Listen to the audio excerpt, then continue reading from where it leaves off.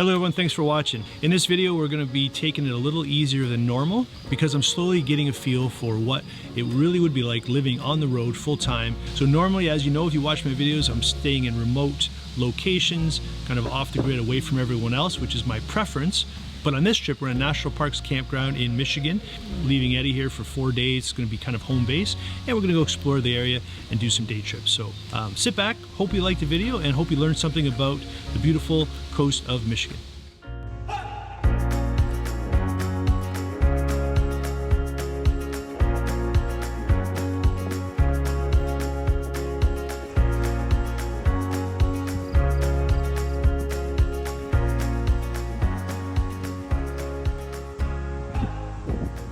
So Deanna and I are on the trail, and there's these little offshoots. This one here is just screaming at us that there's probably a good view there, but I think we're getting punked. I think we're gonna get up there and it's just gonna be more dunes. Wish I had my drone. All right, let's go. This is my first time here, and from all the research I've done on Sleeping Bear Dunes National Park, is that you climb all of these little crests of sand dunes only to discover there's a lot more left before you get to Lake Michigan. So, this is our first attempt at being sucked in to doing a climb, only to discover we're a mile away from the lake. This is a pretty steep climb. Sand's falling all down behind you.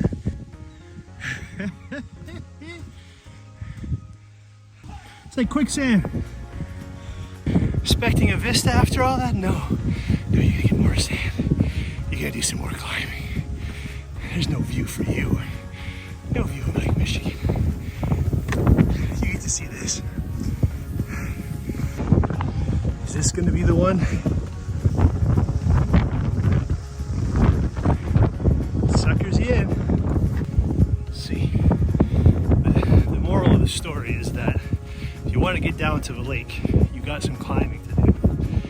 And it'll tease you thinking that you're closer than you are. And people apparently need to get rescued because they go all the way down to the water and they don't got the gumption to get back. So there's a lot of talk about how they charge $3,000 to rescue people who are just too out of shape to get back. It's not like you broke an ankle or anything, you just literally don't have the energy to get back. They're not really fond of that here yet.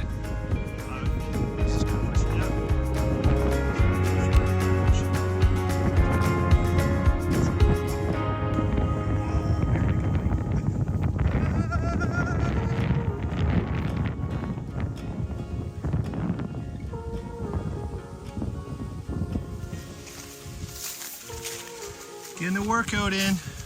Dee's unzipped the pants and took the coat off. I guess I should probably clarify what she meant by unzipping her pants. Show us your little vents, honey. Woohoo! She's laughing. Okay, look. See that? Little perspiration. My wife never sweats, but it's only fair to compare. So, is there any difference?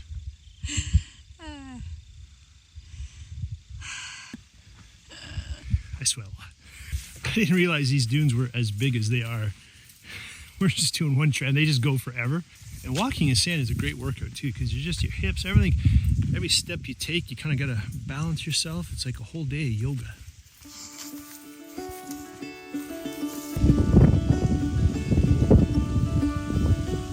So just to give you an idea, that is the parking lot. Let's see if I can zoom in here. That's the parking lot for the dune climb. Maybe I can save you a lot of hiking. So you gotta cross that open, vast expanse of boring sand to just start to get to the dunes. And we're doing the Cottonwood Trail. So when we came in on the scenic drive, we passed that and said, oh, we'll get to it later. And now we're on the Cottonwood Trail, and it's a very enjoyable hike. Now we're kind of like almost to where you would get to just doing that kind of open, boring climb through all the sand. So, you know, something to think about if you just want a view of the sand dunes, very scenic, but yet not doing all that. Seems like an easier go.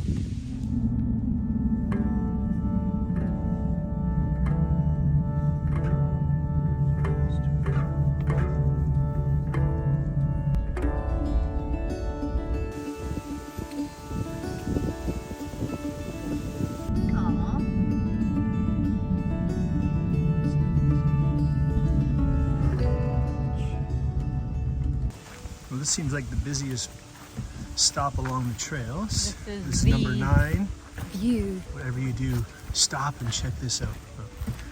I think I think what's so appealing about it is as close to the lake as the trail goes, right? So if you want to not have to travel too far by foot, this is the place to go.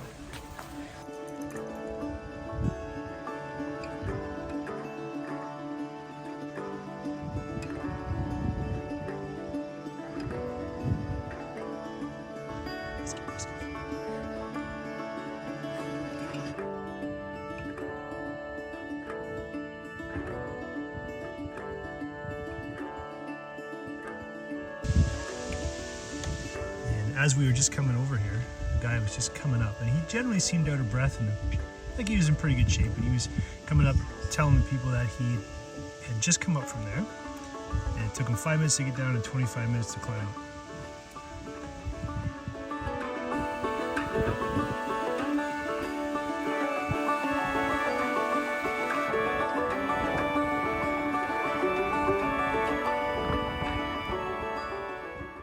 So I want to take a minute to tell you a little bit more about transitioning to living full-time in Eddie. So as someone who runs a YouTube channel full-time, I would need a reliable internet connection to run my business. And Connect 10 sent me this router that almost seemed too good to be true. So you simply plug it in, and this is all there is to the router. There's not even an on-off switch. You just plug it in. These lights in the back light up. There's a SIM card in here, and there's these 6 antennas. So wherever you have a power supply, you can plug this in Canada and the United States, and it works fantastic. So we're very close to the beach. I know for a fact that the reception is very poor, if any, here, because people have been hanging out around the office where there's free Wi-Fi. So Deanna and I have not used our cellular plans because, as Canadians, a great benefit of this is that with Connect 10, we don't have to use our cellular plan. So every time we cross the border, we have to pay like $14 a day to use our cellular plan with our Canadian account. But with Connect 10, we put this in the truck, we put it in the power supply in the truck, and we have Wi-Fi, so we both can use Wi-Fi on our phones. And when we come in here, it's strong enough, I'm not sure how it works, but it's strong enough that we can stream Netflix, and we've been binge watching Better Call Saul. So I've used this now in a few locations where normally, traditionally I would be able to send a text kind of sporadically, maybe make a phone call, never in a million years stream anything, let alone a YouTube video. So I just wanted to take a minute to tell you about it. Go check out Connect 10 if you want reliable, fast internet anywhere you want to be. So I'll put a link in the description if you're interested. That's all. I just wanted to mention it because it really has been working fabulous, and it's just one more thing, one more checkbox that I have to kind of deal with living on the road full time, and I'm really happy with it. So I stand by it. It's worked great, and I give it a big thumbs up.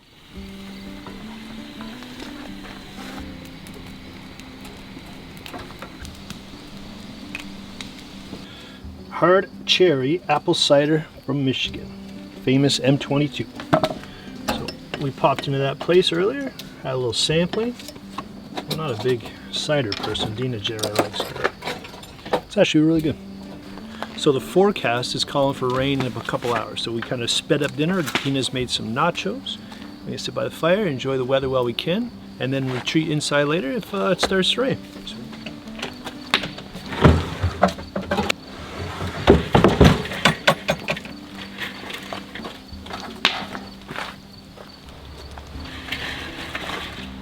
yeah, did a good job.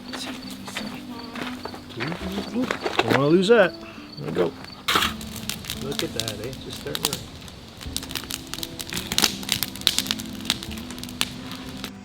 Don't cheat this time. So it's our 5th hand of 500 rummy. I got her up by 100 points. Seriously, barely. And what could be better camping card? Knots. You never know when you need to practice your knots.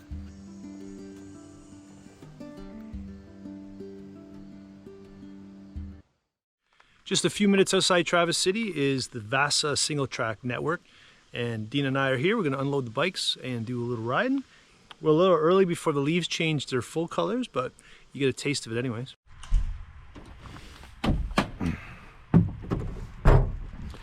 This is my own setup for my bikes. The Diamondback tonneaus have kind of bars that you can set up bike attachments, but I had these rocky mounts, and the through axles just go in there nicely. So I kind of rigged it up myself. And the nice thing is these things lock and chain the bikes to the end there. So I got it. Way into here.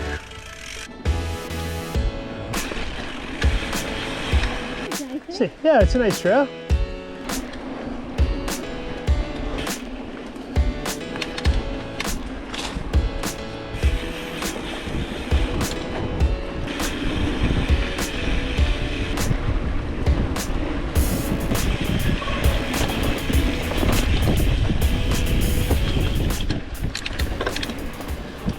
It's been a nice trail. It's flowy, but simple. It's not so much as a log roll anywhere in here. It's as challenging as you want to make it. If you want to grind it and crank it, you can get a good workout in, which, because we're both out of shape, we are. So it's been a great workout. This is the cherry capital of the world, or whatever the hell they call it. So we're going to try to find a cherry pie or a cherry tart or cherry something. That's the plan anyways.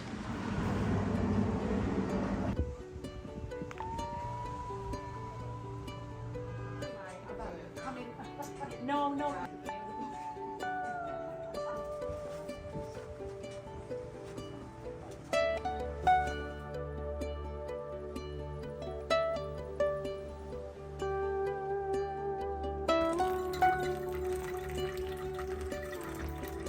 Breakfast of champions, cherry capital of the world, right? You know what? For a basic cherry pie, that was pretty darn good.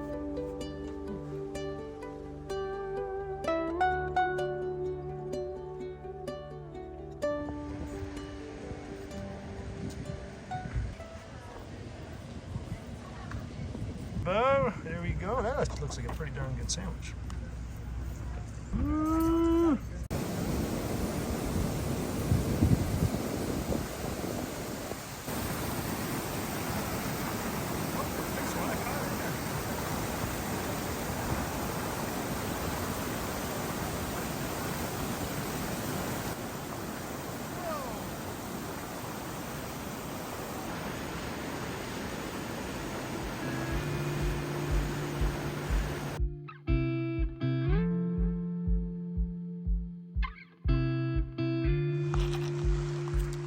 So much for going to walk over there.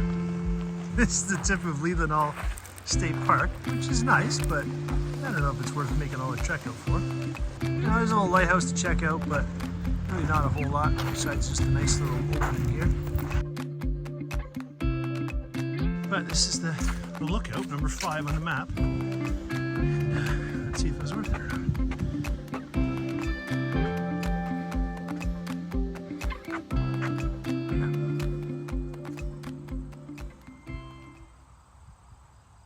Well, that was a nice surprise. That is the Arcadia Dunes trail. We did 10 miles and we didn't know what to expect. We're just passing through and it's right off M22. Probably one of the best flowy trails that we've ever biked down. It's got some climbs, but nothing that you got to stand up and grind your way through. And you just feel like you're really never climbing. You're just constantly up and down, up and down. And whoever designed the trail did a fantastic job. So we're the only one that parked Eddie here at the back. And we got enough room to spin him around. We just, cranked out 10 miles before we hit the highway. We're gonna have a shower and Eddie, maybe a bite to eat, and then hit the road. So this is gonna wrap up the video. I hope you enjoyed a little bit of what we showed you around Sleeping Bear National Park. Dean and I did some hiking, some biking, showed you a nice campground. And yeah, thanks for coming along. Hope you enjoyed the video, and we'll see you on the next one. Cheers.